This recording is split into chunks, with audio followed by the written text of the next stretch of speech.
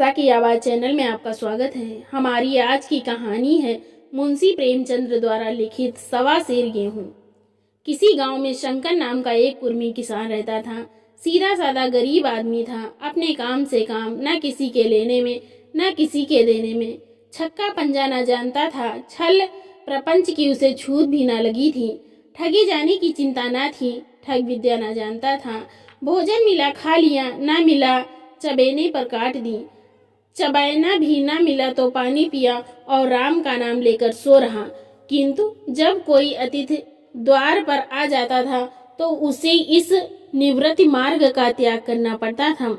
विशेषकर जब साधु महात्मा पदार्पण करते थे तो उसे अनिवार्यता सांसारिकता की शरण लेनी पड़ती थी। खुद भूखा सो सकता था, पर साधु को कैसे भूखा सुलाता। भगवान के भक्त जो ठहरे। एक दिन संध्या समय एक महात्मा ने आकर उसके द्वार पर डेरा जमाया। तेजस्वी मूर्ति थी, पीताम्बर गले में, जटा सिर पर, पीतल का कमंडल हाथ में, खड़ाऊ पैर में, ऐनक आंखों पर। संपूर्ण वेश उन महात्माओं का सा था जो रईसों के प्रसादों में तपस्या, हवा गाड़ियों पर देवस्थानों की परिक्रमा और योग सिद्धि प्राप्त करने के लिए रुचिकर भोजन करते हैं। घर में जौ का आटा था, वह उन्हें कैसे खिलाता। प्राचीन काल में जौ का चाहे जो कुछ महत्व रहा हो, पर वर्तमान युग में जौ का भोजन सिद्ध पुरुषों के लिए दुष्पाच्य होता है। बड़ी चिंता हुई, महात्मा जी को क्या खिलाऊं। आखिर निश्चय किया कि कहीं से गेहूं का आटा उधार लाऊं, पर गांव भर में गेहूं का आटा ना मिला। गांव में सब मनुष्य ही मनुष्य थे, देवता एक भी न था। अतएव देवताओं का खाद्य पदार्थ कैसे मिलता। सौभाग्य से गांव के विप्र महाराज के यहाँ से थोड़ा सा मिल गए।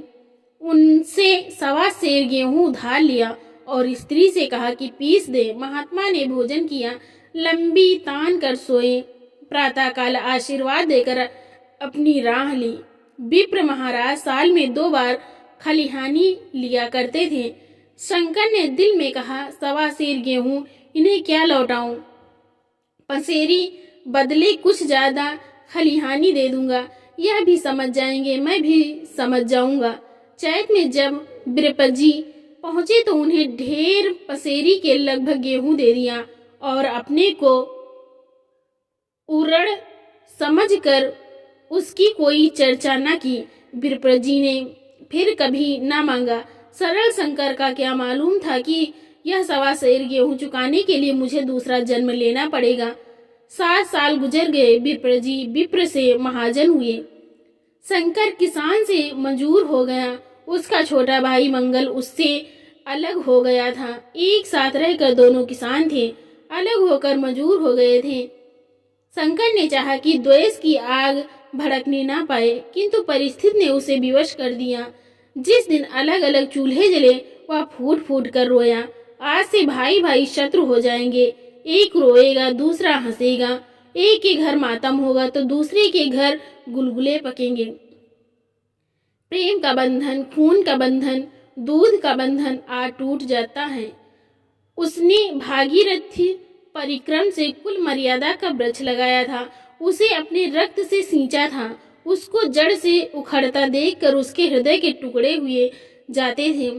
7 दिनों तक उसने दाने की सूरत तक न देखी। दिन भर जेठ की धूप में काम करता और रात को मुंह लपेट कर सो जाता।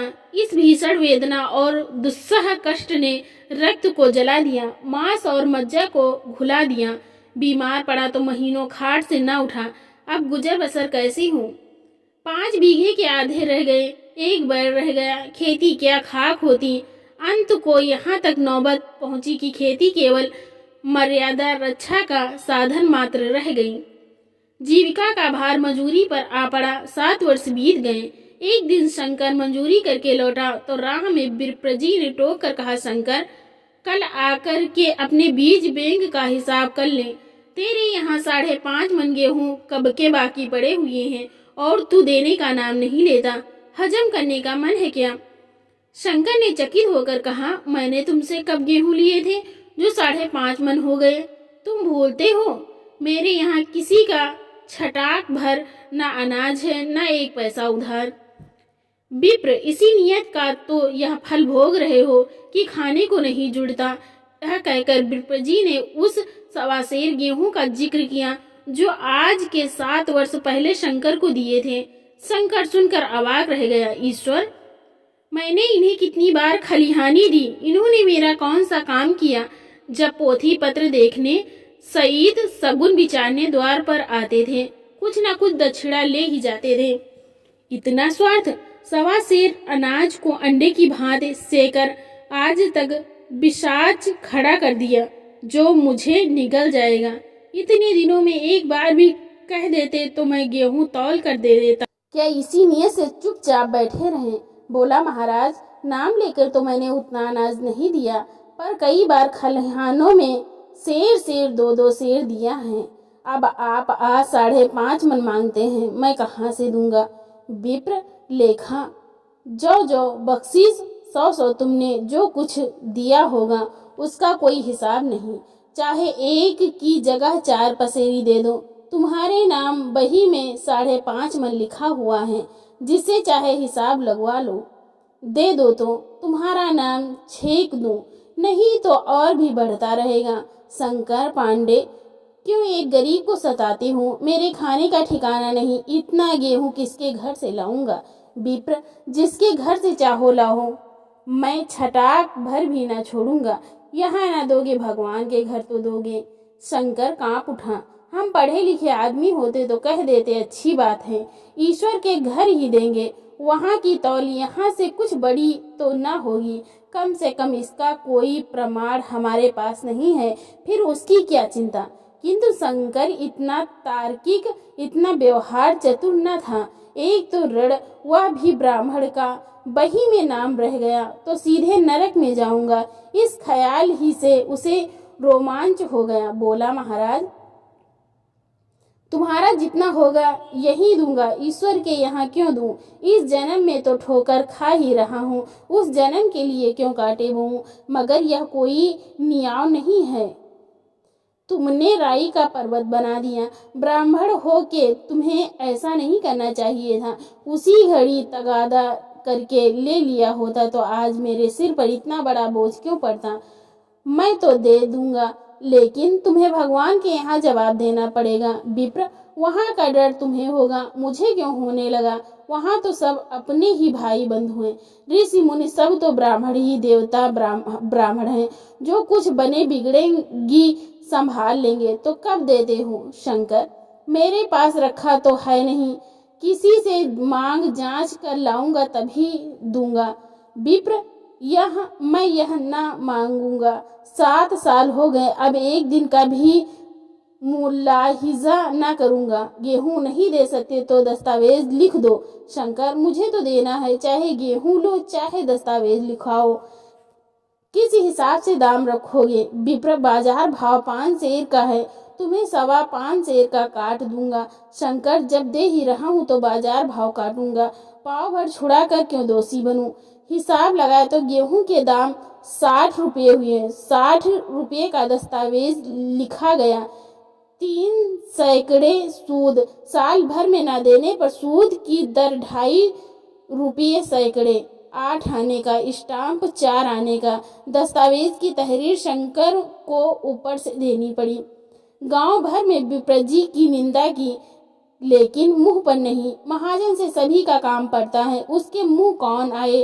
शंकर के साल भर तक कठिन तपस्या की मियाद के पहले रुपये अदा करने का उसने व्रत सा कर लिया।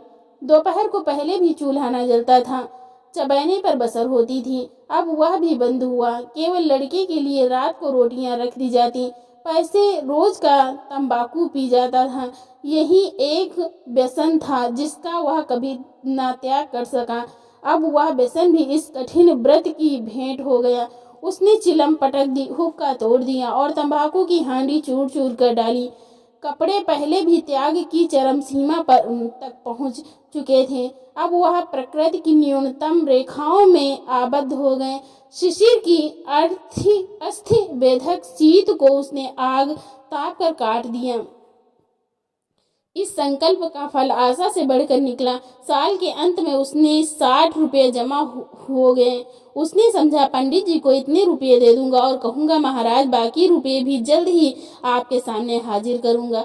15 रुपये की तो और बात है, क्या पंडित जी इतना भी ना मानेंगे? उसने रुपये लिए और ले जाकर पंडित जी के चरण कमलों पर अर्पण कर दिए। पंडित जी ने विस्मित होकर पूछा, किसी से उधार लिए क्या? शंकर, नहीं महाराज, आपके आशीष से अब की मजूरी अच्छी मिली। विप्र, लेकिन यह तो 60 रुपये ही हैं। शंकर, हाँ महाराज, इतने अभी ले लीजिए, बाकी मैं 2-3 महीने में दे दूंगा। मुझे उऋण कर दीजिए। विप्र, उऋण तो जब ही होगे जबकि मेरी कौड़ी कौड़ी चुका दोगे। जाकर मेरे 15 रुपये और लाओ। शंकर, महाराज इतनी दया करो, अब सांझ की रोटियों का भी ठिकाना नहीं है। गांव में हूँ तो कभी न कभी दे ही दूंगा। विप्र, मैं यह रोग नहीं पालता, न बहुत बातें करना जानता हूँ।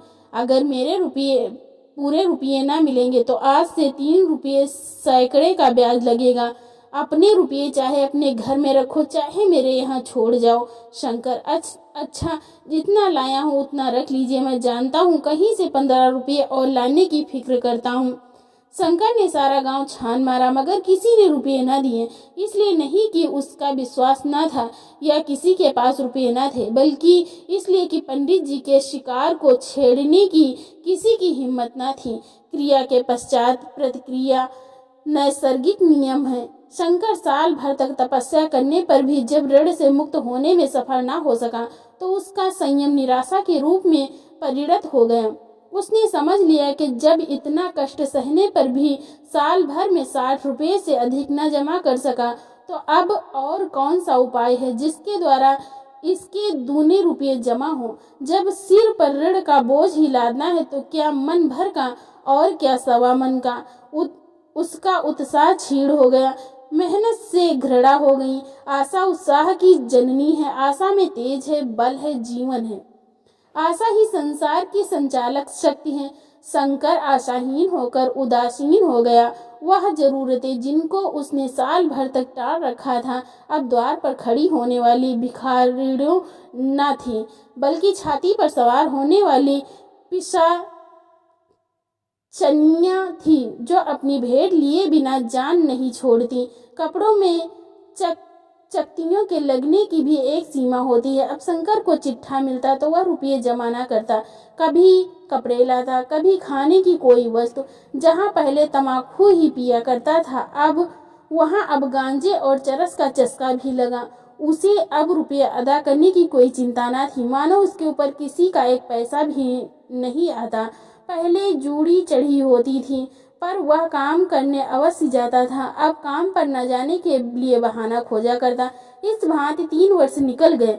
विप्रजी महाराज ने एक बार भी तकाजा न किया। वह चतुर शिकारी की भांति अचूक निशाना लगाना चाहते थे। पहले से शिकार को चौंकाना उनकी नीति के विरुद्ध था। एक दिन पंडित जी ने शंकर को बुलाकर हिसाब दिखाया। 60 रुपये जो जमा थे वह मिन्हा करने पर अब भी शंकर के जिम्मे 120 रुपये निकले। शंकर, इतने रुपये तो उसी जन्म में दूंगा, इस जन्म में नहीं हो सकते। विप्र, मैं इसी जन्म में लूंगा, मूल न सही सूद तो देना ही पड़ेगा। शंकर, एक बैल है वह ले लीजिए और मेरे पास रखा क्या है। विप्र, मुझे बैल बधिया लेकर क्या करना है, मुझे देने को तुम्हारे पास बहुत कुछ है। शंकर, और क्या है महाराज। विप्र, कुछ है, तुम तो हो, आखिर तुम भी कहीं मजदूरी करने जाते ही हो, मुझे भी खेती के लिए मजदूर रखना ही पड़ता है। सूद में तुम हमारे यहाँ काम किया करो, जब सुविधा हो तो मूल को दे देना। सच हो तो यूँ है कि अब तुम किसी दूसरी जगह काम करने नहीं जा सकते जब तक मेरे रुपये नहीं चुका दो। तुम्हारे पास कोई जायदाद नहीं है, इतनी बड़ी गठरी मैं किस एतबार पर छोड़ दूं। कौन इसका जिम्मा लेगा कि तुम मुझे महीने महीने सूद देते जाओगे और कहीं कमाकर जब तुम मुझे सूद भी नहीं दे सकते तो मूल की कौन कहे। शंकर, महाराज, सूद में तो काम करूंगा और खाऊंगा क्या। विप्र, तुम्हारी घरवाली है, लड़के हैं, क्या वे हाथ पांव कटा के बैठे हैं। रहा मैं तुम्हें आधे सेर जौ रोज कलेवा के लिए दे दिया करूंगा। ओढ़नी को साल में 1 कंबल पा जाओगे, 1 रजाई भी बनवा दिया करूंगा, और क्या चाहिए। यह सच है कि और लोग तुम्हें छाने देते हैं, लेकिन मुझे ऐसी गरज नहीं है। मैं तो तुम्हें रुपये भरने के लिए रखता हूँ। शंकर ने कुछ देर तक गहरी चिंता में पड़े रहने के बाद कहा, महाराज, यह तो जन्म भर की गुलामी हुई। विप्र, गुलामी समझो चाहे मंजूरी समझो, मैं अपने रुपये भराए बिना तुमको कभी ना छोड़ूंगा। तुम भागोगे तो तुम्हारा लड़का भरेगा। हाँ, जब कोई ना रहेगा तब की बात दूसरी है। इस निर्णय की कहीं अपील न थी। मंजूर की जमानत कौन करता, कहीं सरल न थी। भाग कर कहाँ जाता। दूसरे दिन से उसने विप्रजीय के यहाँ काम करना शुरू कर दिया। 1.25 सेर गेहूं की बदौलत उम्र भर के लिए गुलामी की बेड़ी पैरों में डालनी पड़ी। उस अभागे को अब अगर किसी विचार से संतोष होता था तो यह था कि वह मेरे पूर्व जन्म का संस्कार है। स्त्री को वे काम करने पड़ते थे जो उसने कभी न किए। बच्चे दानों को तरसते थे, लेकिन शंकर चुपचाप देखने के सिवा और कुछ न कर सकता था।